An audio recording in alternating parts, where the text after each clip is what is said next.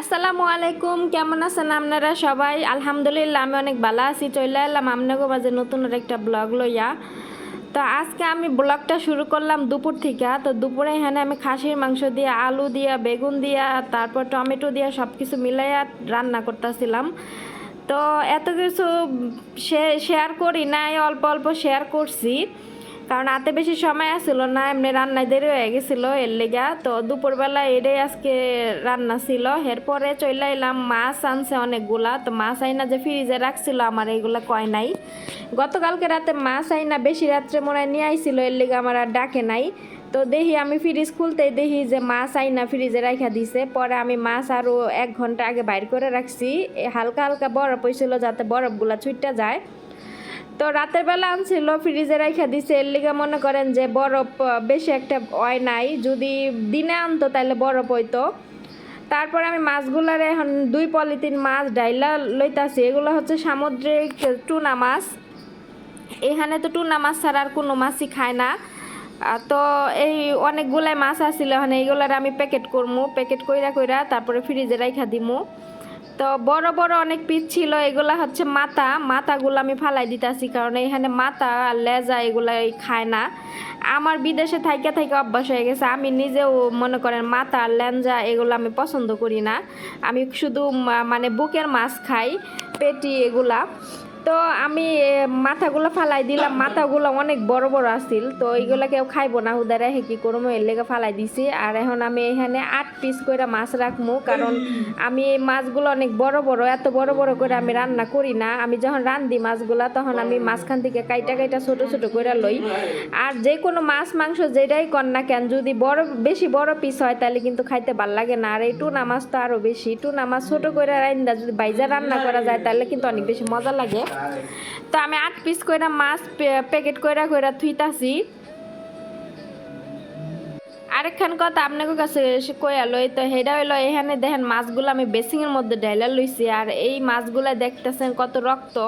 এইখানে কিন্তু মাছ ধুইয়া কিন্তু ফ্রিজে রাখে না, আমাদের দেশে কিন্তু মাছ ধুইয়া আমরা ফ্রিজে রাখি, কিন্তু এখানে না।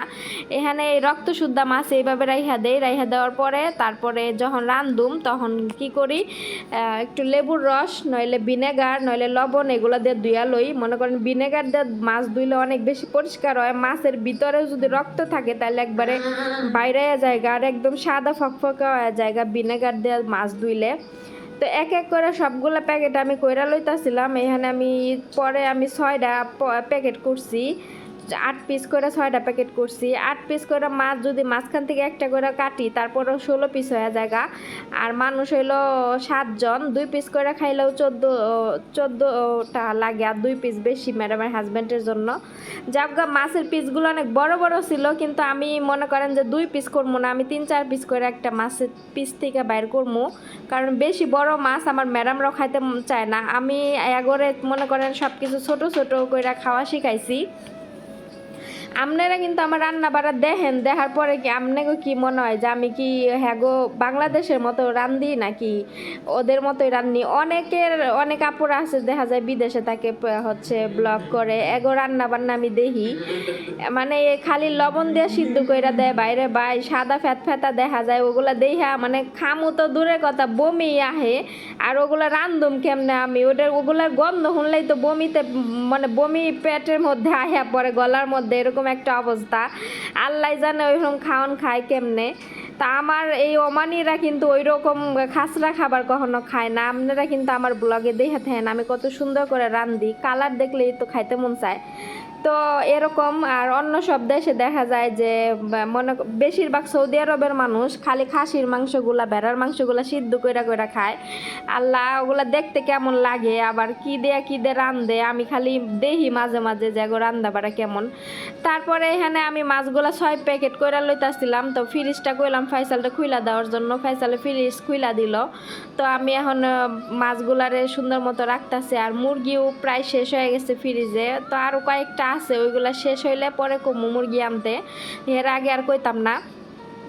তো মাছগুলা রাইখা দিলাম। এখন আমি বেসিংটা পরিষ্কার করবো, হাতগুলা ভালো করে ধুমো। তো আমি মনে করে আড্ডা দেখাইতেছিলাম যে ফিনিশ।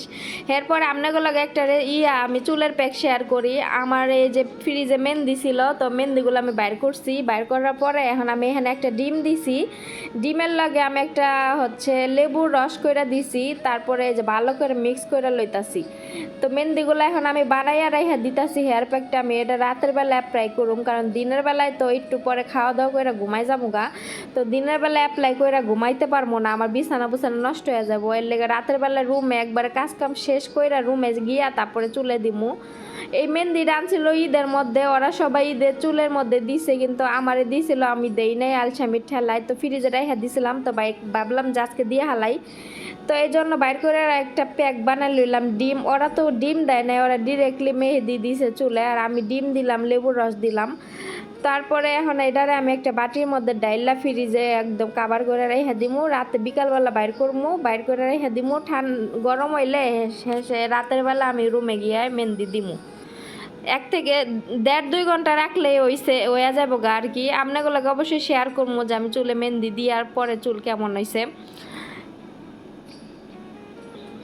দুপুরে রান্না বান্না শেষ করছি, এখন একটা হেয়ার প্যাক বানাইতাছি। বানানো শেষ হইলে বেসিংটা ভালো করে পরিষ্কার কইরা তারপরে রান্নাঘরটা পরিষ্কার কইরা বাইরে যাবো, গাত মুখ ধুমু, কারণ অনেকক্ষণ ধরে কাজ করতেছি। যে রোদের রোদ, বাইরে ও দুনিয়ার গরম, এসি ছাইরা লইছি। তো এসি না ছাড়লে মনে করেন আমি একদম হাফ সিদ্ধ হয়ে যাবো গা, অবস্থা খুব খারাপ। এরপরে বিকালবেলা আমি এই যে এখানে রান্না করতেছিলাম, পাস্তা রান্না করতেছিলাম মুরগির মাংস দিয়া। তো এখানে আমি মুরগির মাংস ছোট ছোট করে একদম কাইটা লইছি। কাইটা লয়ে তারপরে এখানে আমি সব মশলা দিয়া টমেটো পেস্ট দিয়ে বোনা করে লইতাছি। তো মুরগির মাংস ভালো করে দেখেন বোনা কিন্তু আমার প্রায় হয়ে গেছে গা। এখন আমি এটার উপরে দিমু মাকারোনা, আরবিতে বলে মাকারোনা আর আমরা বলি পাস্তা। তো পাস্তাটা আমি সিদ্ধ করে আলাদা রেখে দিছি। তো পানিটাও জেরা গেছে, এখন পাস্তাটা আমি এর মধ্যে ডাইলা দিমু।